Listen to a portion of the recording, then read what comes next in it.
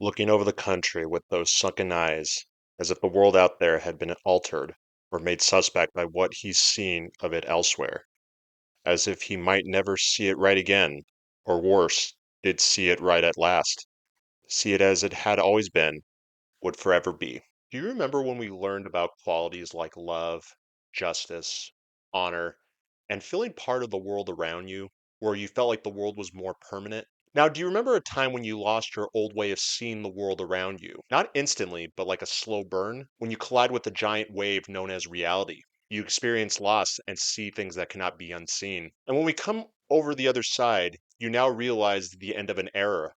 Innocence is lost, and it will never return. Well, that is how I would describe Cormac McCarthy's Border Trilogy. Equally beautiful, equally heartbreaking.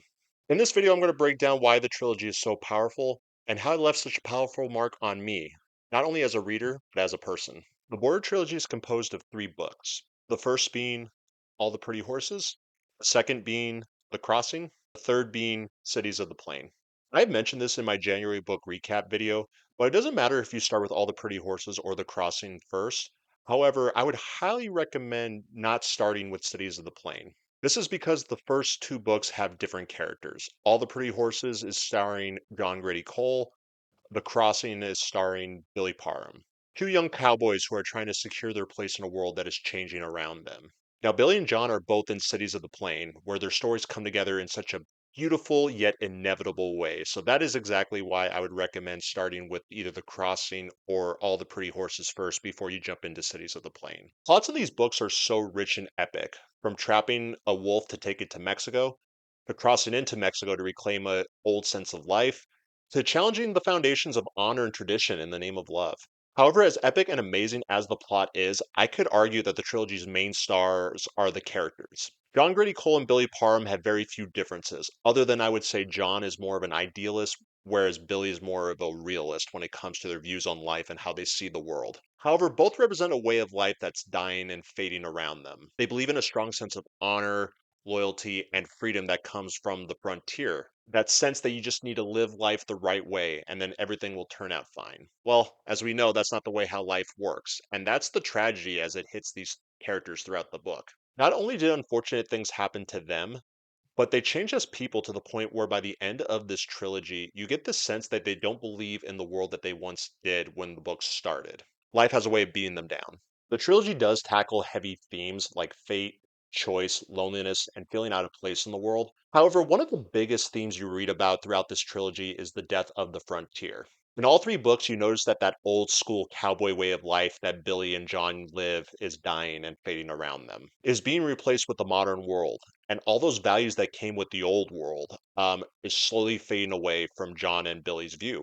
In the trilogy, there are many crossings that the characters take between the United States and Mexico. You can argue that these crossings are not just crossings from one country to the other. In a way, these characters are crossing into different eras.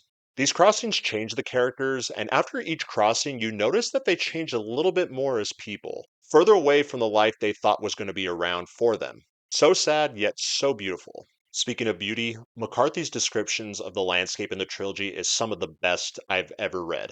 You feel lost and immersed in the world around you. You see the open frontier, you feel the elements they encounter. You always feel a sense of stillness too when they are just riding along.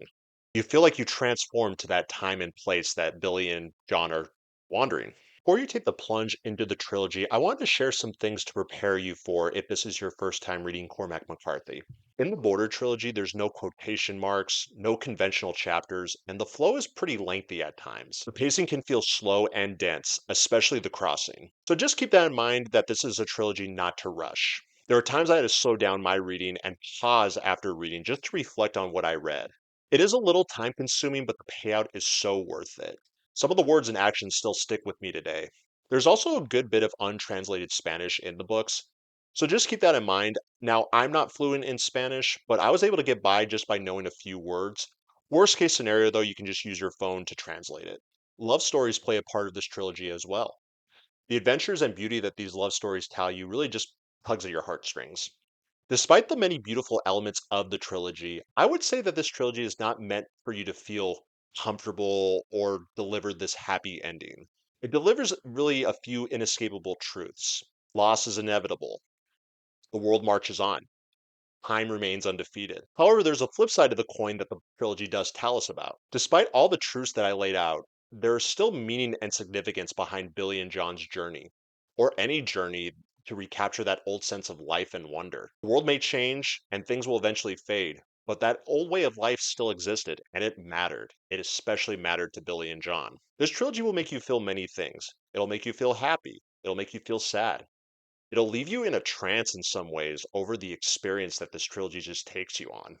I can't define one scene or character that was my absolute favorite. However, what has stayed with me from reading this trilogy is feeling like I just saw the end of something that we have all experienced as human beings, one way or the other. That life ends up not being what we thought it would be. Innocence goes away and it never returns. Some books stay with you, some books entertain you. However, there are a few books that really challenge the way you see the world. The trilogy did this for me. I always love to hear from others who have read the trilogy and share their experiences. So if you've read this trilogy, or if you maybe just read one of these books, definitely share how you felt about them. If you like westerns, reflective fiction, adventure, love, or just want to read some beautiful stories, I cannot recommend this trilogy enough. I will always remember this journey that the trilogy took me on when I first read it. It challenged me as a reader, and it made me a better person. It made me reflect on my own life. In closing, I hope you decide to take the plunge if you're wondering if you should read this trilogy. It gave me the experience of a lifetime that I will never forget. I cannot say enough good things about this. Definitely give it a try. Well, that's all I got for the Border Trilogy. Thank you so much for your time. Feel free to like, subscribe, and share your thoughts on the Border Trilogy. Until then, happy reading and stay safe.